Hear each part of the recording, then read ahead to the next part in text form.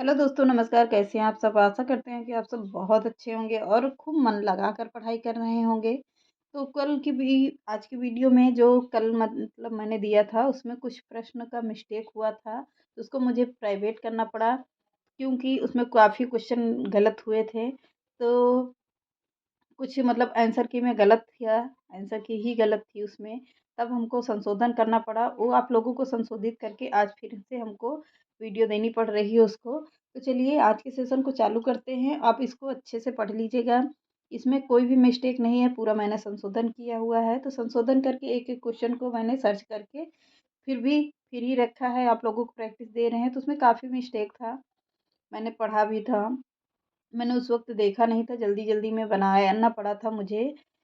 तो अब संशोधन किया हुआ है, पूरा प्रश्न मैंने संशोधित किया है। अब इसको अच्छे से देख लीजिएगा, वन लाइनर के तरीके नोट कर लीजिएगा। अगर कहीं भी प्रश्न इसमें मिस्टेक लगे आप लोगों को तो फिर से हमको कमेंट करिएगा, क्योंकि उसमें काफ़ी चीज़ें मैंने देखा, पूरा वीडियो देखा था, कुछ गलत भी था, कुछ सही भी था और कुछ के आंसर में गलत दिया गया था, तो मेरा भी थोड़ा-सा कुछ इधर-उधर हो गया था। तो हमको एडिट करने में थोड़ा-सा टाइम लग गया था, तो इसलिए हमको पूरा वीडियो प्राइवेट करना पड़ गया। सभी के साथ होता है। तो चलिए आज के सेशन को चालू कर देते हैं। नारी जीवन को अभिव्यक्ति देने वाली प्रमुख कथाकार कौन है? मन्नू भंडारी हैं, मृणाल पांडे हैं, उपयुक्त दोनों हैं या इनमें से कोई नहीं है? यहाँ तक तो पूरा ठीक था। कहीं-कहीं करीब 5-5 क्वेश्चन में उसमें गलत हुआ था। 5-5 क्वेश्चन में आंसर की में ही गलत था। मैंने देखा तो बाद में मुझे भी दिमाग आया कि हाँ, इसमें काफ़ी प्रश्न गलत हैं। मैंने देखा था, पूरा पढ़ा था। जब देखने के बाद मुझे पता चला तो मुझे वो वीडियो को पूरा प्राइवेट कर देना पड़ा था। तो चलिए फिर से देख लेते हैं, कोई बात नहीं, फिर से हमको मेहनत करनी पड़ेगी, आप लोगों को फिर से देखना पड़ेगा। चलिए, नारी जीवन को अभिव्यक्ति देने वाली प्रमुख कथाकार हैं मन्नू भंडारी, मृणाल पांडे, उपर्युक्त दोनों तो कौन होंगी? दोनों लोग हैं इसमें। तो अगला देखते हैं, कौन मनोविश्लेषण प्रधान कहानीकार नहीं है? अज्ञेय, सुदर्शन, इलाचंद जोशी या जैनेंद्र? तो कौन मनोविश्लेषण प्रधान कहानीकार नहीं है पूछ रहा है, तो किसे है नहीं है? सुदर्शन नहीं है, बाकी तीनों लोग हैं। अगला देखते हैं, अमृत राय ने कौन सा कहानी आंदोलन चलाया था? सचेतन कहानी, कहानी, समांतर कहानी या सहज कहानी? तो क्या कौन सा चलाया था? सहज कहानी चलाया था। कौन सा? डी ऑप्शन बिल्कुल सही है। अगला देखते हैं, नई कहानियां पत्रिका के संपादक थे? भैरव प्रसाद गुप्त, अज्ञेय, दूधनाथ सिंह, अमरकांत? तो कौन होंगे? नई कहानी पत्रिका के संपादक हैं भैरव प्रसाद गुप्त। पहला ऑप्शन बिल्कुल सही है। आगे देखते हैं, अगला है कसाईवाड़ा। कसाईवाड़ा कहानी लेखक हैं। कसाईवाड़ा कहानी के लेखक कौन होंगे? शिवमूर्ति हैं, सतीश जमाली है, अखिलेश हैं या मंजूर ऐते हैं, शाम है? तो पहला ही ऑप्शन बिल्कुल सही है। अगला देखते हैं, गीला कहानी के लेखक का नाम है? अज्ञेय, प्रेमचंद, यशपाल या निर्मल वर्मा? तो गीला कहानी किसकी है? प्रेमचंद्र वर्मा की है। प्रेमचंद्र वर्मा से जो भी प्रश्न बनते हैं तो आप लोग उसको एक जगह के पर पूरा नोट कर लीजिएगा। इससे आप लोगों को अगर प्रेमचंद से कोई भी प्रश्न बनता है, मैंने काफ़ी प्रश्न आप लोगों को करवाया है इसमें, तो काफ़ी प्रश्न करवाने के बाद ही आपको कह रहे हैं कि उसको एक जगह पर नोट करना, तो जितने भी प्रश्न बनेंगे तो प्रेमचंद से वहीं से ही बन जाएंगे।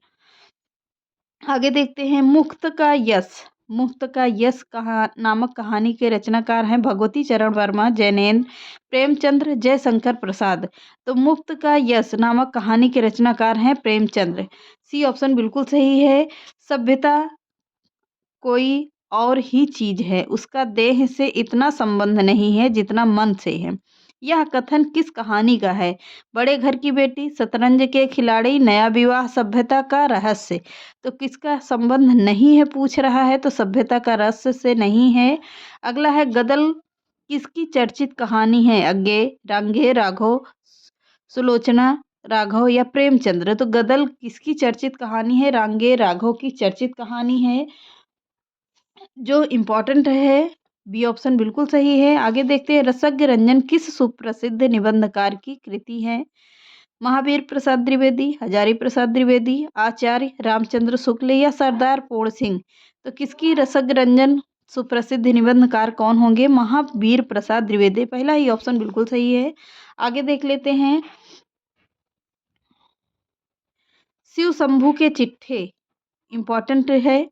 शिव शंभू के चिट्ठे के लेखक हैं बाल मुकुंद गुप्त। कौन? बाल मुकुंद गुप्त है। सी ऑप्शन बिल्कुल सही है। आगे देखते हैं। हिंदी गोविंद रत्नमाला के लेखक हैं रामचंद्र शुक्ल, महावीर प्रसाद द्विवेदी। आगे देखते हैं। सरदार पूर्ण सिंह या श्याम सुंदर दास, तो कौन होंगे? श्याम सुंदर दास जी हैं।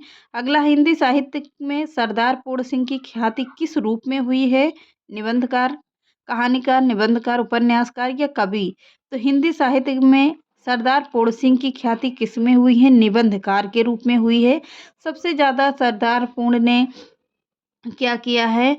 निबंध लिखा है। क्या लिखा है? निबंध लिखा है। अगला है, मेरे राम का मुकुट भीग रहा है, किसका ललित निबंध संग्रह है? कह रहा है मेरे राम का मुकुट भीग रहा है, किसका ललित निबंध संग्रह होगा? हरिशंकर परसाई का है, अज्ञेय का है, विद्यानिवास मिश्र का है या कुबेर नाथ राय का है?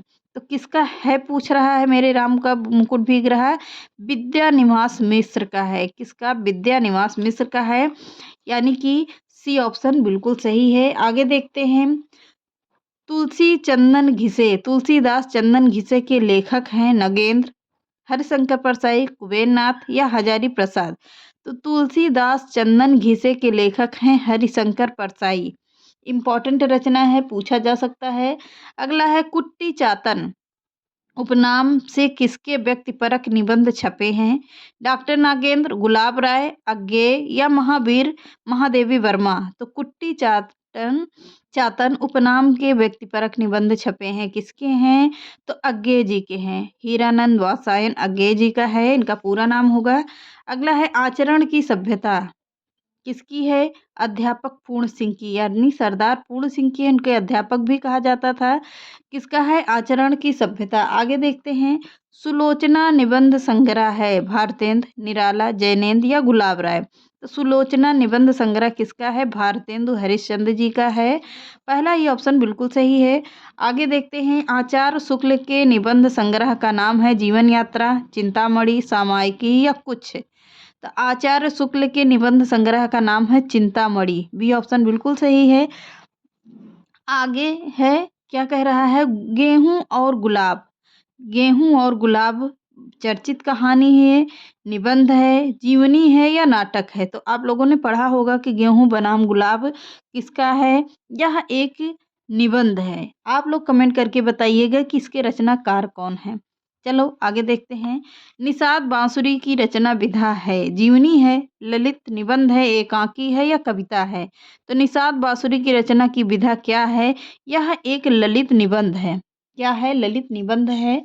आगे देखते हैं। संस्कृति के 4 अध्याय किसकी रचना है? रामधारी सिंह दिनकर, अज्ञेय, रघुवीर सिंह, डॉक्टर रामविलास शर्मा की है? तो किसकी है? संस्कृत के 4 अध्याय के लेखक कौन है? संस्कृत के 4 अध्याय रामधारी सिंह दिनकर का है। पहला ही ऑप्शन बिल्कुल सही है। अगला है, निठल्ले की डायरी नामक रहस्य व्यंग निबंध संग्रह के लेखक हैं कुबेर नाथ राय, विद्यानिवास मिश्र या हरिशंकर परसाई या अज्ञेय? तो निठल्ले की डायरी नामक हास्य व्यंग निबंध संग्रह है किसका? हरिशंकर परसाई जी का। किसका है? हरिशंकर परसाई का है। सी ऑप्शन बिल्कुल सही है। आगे देखते हैं। गेहूं और गुलाब में गुलाब किसका प्रतीक माना जाता है? पूंजीवाद का, कला और संस्कृति का, समाजवाद या सर्वहारा का? सर्वहारा का मतलब सब कुछ होता है। किसका? सर्वहारक मतलब सब कुछ में आ जाएगा, वो गेहूं भी आएगा, गुलाब भी आएगा, कला और संस्कृति भी सब कुछ आए, समाजवाद से भी आ जाएगा। सर्वहारक मतलब वही होता है। पर गेहूं और गुलाब किसका प्रतीक माना जाता है? कला और संस्कृति का माना जाता है। अगला प्रश्न देखते हैं। आचार्य शुक्ल का निबंध संग्रह चिंतामणि सर्वप्रथम किस नाम से प्रकाशित हुआ था? त्रिवेणी ऑप्शन देखिएगा। त्रिवेणी है, विचार विधि है, विचार वितर्क है, विचार और विवेचन है? तो किसका पूछ रहा है? विचार विधि का। सेकंड ऑप्शन बिल्कुल सही है। अगला है, बसंत आ गया पर कोई उत्कष्ठा नहीं है शीर्षक निबंध के लेखक हैं हरिशंकर परसाई, विद्यानिवास मिश्र, कुबेर नाथ सिंह या हजारी प्रसाद द्विवेदी? तो कौन है? विद्या निवास मिश्र हैं। सेकंड ऑप्शन बिल्कुल सही है। आगे देखते हैं। बसंत आ गया। बसंत आ गया पर कोई उत्कंठा नहीं है शीर्षक निबंध के लेखक हैं कौन? इसको हो गया। अगला देखते हैं। स्वर्ग में विचार सभा का अधिवेशन निबंध किसने लिखा है? प्रेमघन, भारतेंदु, बालकृष्ण भट्ट या गुलाब राय? तो स्वर्ग में विचार सभा का अधिवेशन निबंध लिखा किसने है? तो भारतेंदु हरिश्चंद्र का निबंध है। किसका? भारतेंदु हरिश्चंद्र का होगा। अगला देखते हैं। हिंदी नए चाल में ढली सन 1873 किसका कथन है? कथन पूछ रहा है। भारतेंदु हरिश्चंद्र, महावीर प्रसाद द्विवेदी, आचार्य रामचंद्र शुक्ल या बालकृष्ण भट्ट? तो किसका पूछ रहा है? हिंदी नए चाल में ढली सन 1873 की रचना है, पर यह कथन किसका है? तो भारतेंदु हरिश्चंद्र जी का है। पहला ही ऑप्शन बिल्कुल सही है। अगला है। बालकृष्ण भट्ट का प्रथम निबंध कलिराज की सभा किस पत्रिका में छपा था? सरस्वती, हिंदी प्रदीप, कवि वचन सुधा या इनमें से कोई नहीं? तो बाल कृष्ण भट्ट का प्रथम निबंध कलिराज की सभा कवि वचन सुधा में छपा था। थर्ड ऑप्शन बिल्कुल सही है। आगे देखते हैं। हिंदी के स्टील कहे जाते हैं प्रताप नारायण मिश्र, बालकृष्ण भट्ट या बाल मुकुंद गुप्त हैं या आचार्य रामचंद्र शुक्ल हैं? तो हिंदी में स्टील कहे जाते हैं किसे कहा जाता है? बालकृष्ण भट्ट जी को कहा जाता है। सेकंड ऑप्शन बिल्कुल सही है। अगला है। साहित्य को जन समूह के हृदय का विकास कहा जाता है। महावीर प्रसाद द्विवेदी, भारतेंदु हरिश्चंद्र या प्रसाद या बाल कृष्ण भट्ट को कहा जाता है? किसे कहा जाता है? हिंदी साहित्य को जनसमूह के हृदय का विकास कहा जाता है। किसे? बाल कृष्ण भट्ट जी को कहा जाता है। आगे देखते हैं। भारतेंदु युगीन निबंधकार हैं कौन है? भारतेंदु अज्ञे, प्रेमघन, प्रसाद या चतुरसेन शास्त्री? तो भारतेंदु युग के निबंधकार प्रेमघन जी हैं। सेकंड ऑप्शन बिल्कुल सही है। आगे देखते हैं। कालिदास की निरंकुशता निबंध के लेखक हैं श्याम सुंदर दास, महावीर प्रसाद द्विवेदी, हजारी प्रसाद द्विवेदी या पद्म सिंह? तो किसे कहा जाता है? कालिदास की निरंकुशता निबंध के लेखक हैं महावीर प्रसाद द्विवेदी जी। कौन? महावीर प्रसाद द्विवेदी जी हैं। सेकंड ऑप्शन बिल्कुल सही है। आगे देखते हैं। पत्रकारिता के स्तर से निबंध शैली को विकसित करने वाले प्रमुख लेखक हैं माखनलाल चतुर्वेदी, शिवपूजन सहाय, रामवृक्ष बेनीपुरी या गुलाब राय? तो कौन होंगे? किसे कहा जाता है? रामवृक्ष बेनीपुरी को कहा जाता है। थर्ड ऑप्शन बिल्कुल सही है। अगला है। शिकार संबंधी रोचक निबंधों के लेखक हैं श्री राम वर्मा, श्री राम शर्मा या श्रीकांत वर्मा या इनमें से कोई नहीं? तो शिकार संबंधी रोचक निबंधों के लेखक हैं श्री राम शर्मा। सेकंड ऑप्शन बिल्कुल सही है।